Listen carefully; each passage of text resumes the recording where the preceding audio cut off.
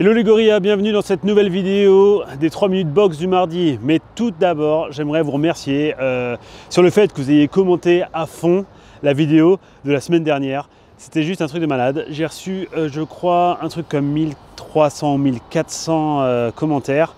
Alors évidemment, tous n'étaient pas ultra constructifs, mais n'empêche que c'était hyper cool. Ça nous a fait du bien, surtout au niveau de l'algorithme. La preuve, vous voyez juste en image, enfin vous voyez du moins les chiffres. Ça nous a vraiment bien aidé, donc je vous remercie beaucoup. Évidemment, jeudi prochain, dans la grosse vidéo, je parlerai de celui qui a gagné. Là, il faut que j'arrive à les compter. Alors j'ai vu qu'on pouvait les compter rapidement, mais tout de même, ça va quand même être du taf. Donc j'en parlerai à partir de jeudi prochain. Aujourd'hui, on va parler dans ces 3 minutes box du mardi, du shadowboxing et comment moi j'emmène mon shadowboxing, comment je m'échauffe avec et comment je vais le dérouler. Quelles sont les 3, pour moi, bases les plus importantes dans le shadowboxing quand on s'en sert pour l'échauffement. Let's go. Donc quand on va faire le shadowboxing, déjà la première chose à penser, c'est à votre footwork. Donc surtout quand on s'en sert pour l'échauffement. Donc dans un premier temps, vous allez bouger. On bouge juste les jambes, on monte un peu nos mains. Évidemment, on a le droit aussi de les descendre, d'accord? Donc je vais bouger. Je vais commencer à faire ce genre de choses. Ça permet de me mettre légèrement en température. Et voilà, je vais commencer à bouger. Donc moi, quand je le fais, je change toujours mes angles, d'accord, mes axes. Je viens une fois face caméra, d'un coup, hop, je vais venir chercher par ici, hop, je vais pouvoir revenir par ici, rebouger, et ainsi de suite. C'est important de changer les angles dans lesquels vous regardez, d'accord, les directions. Si vous êtes toujours en face, c'est bien, sauf que le problème, c'est que ça ne représente pas du tout la boxe, puisqu'en vrai, on ne boxe pas tout le temps comme ça. Donc on va essayer de mettre des angles, se décaler, soit pour défendre ou pour attaquer. Si jamais vous avez pu voir le combat de dimanche soir, enfin dans la nuit, de Gervonta Davis, c'était hallucinant en termes de mouvement, de footwork, de défense. Ce qu'il a fait, c'était hallucinant. C'est la première fois qu'il combattait un plus petit que lui, parce que Gervonta Davis c'est pas très grand, et pour le coup il a combattu Isaac Cruz qui est encore plus petit que lui, et c'était hallucinant en termes de mobilité et de footwork ce qu'il a fait. Bref, une fois que vous avez fait ce genre de choses, on va commencer maintenant à juste mettre des frappes très basiques, d'accord, des lignes directes. Donc je vais bouger, je viens ici et je recule, je me bouge, tranquille, jab, jab, cross, je bouge, jab, jab, cross, jab, et je bouge, toujours. Je viens là, je change mes angles, je frappe. D'un seul coup, on peut commencer à intégrer nos crochets, un pec. On peut se dire qu'on va toujours bouger, hop, hop. Derrière, on va intégrer nos uppercuts.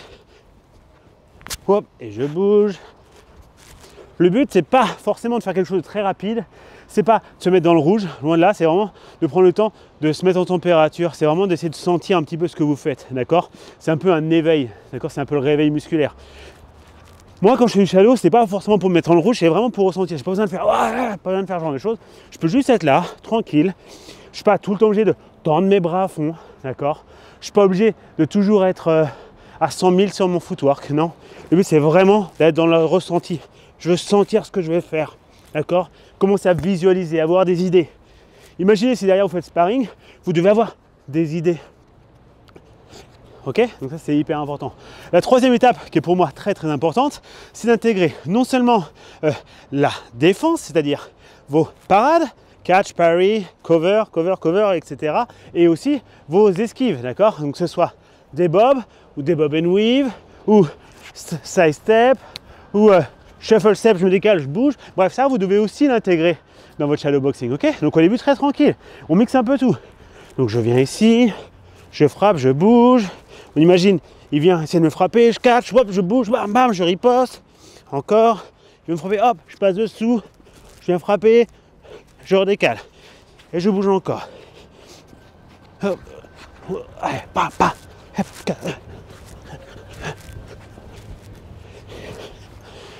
alors j'ai une question qui revient souvent d'ailleurs. On me dit, est-ce que c'est mieux de faire du shadow boxing main fermée ou des fois main ouverte comme je fais? J'ai envie de vous dire, faites les deux. Généralement, main ouverte, vous êtes un peu plus relâché, d'accord? C'est pour ça qu'on est souvent main ouverte.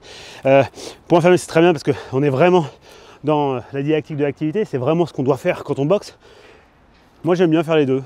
Je vois pas trop de problème. Là, quand je fais du shadowboxing, je vois bien que je frappe pas, quoi. Donc, d'ailleurs, le non, en boxe, on ferme les poings, donc tu vas avoir les mains fermées. Oui, bon, bah, Je sais. Mais en même temps, là je suis pas en train de boxer, je suis en train de faire du shadow. Donc à vous de voir, d'accord? Moi j'ai pas de problème avec ça dès l'instant que vous prenez bien conscience que vous pouvez être capable de le faire point fermé comme ici. Et du coup, si vous faites la main un peu plus ouverte, c'est très bien.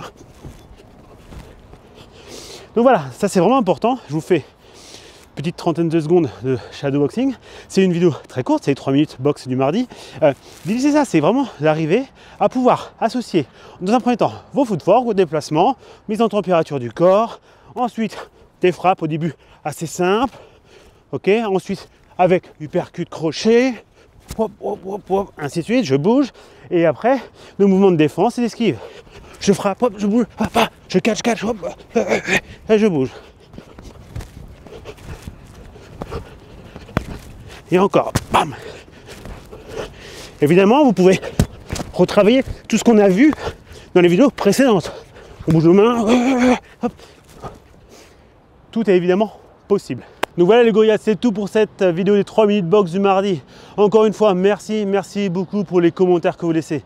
Vous avez bien compris, hein, vu les résultats de la semaine dernière, mais plus vous laissez de commentaires, mieux c'est, plus on monte, et plus en fait la chaîne va grandir, plus elle grandit, plus je vais avoir du budget pour pouvoir vous faire des vidéos de qualité, pour faire un peu aussi des vlogs où je vais partir donner des cours un petit peu, etc., à l'étranger et tout ça. Voilà, donc je vous tenais vraiment à vous remercier, merci. Jeudi, j'annonce le vainqueur.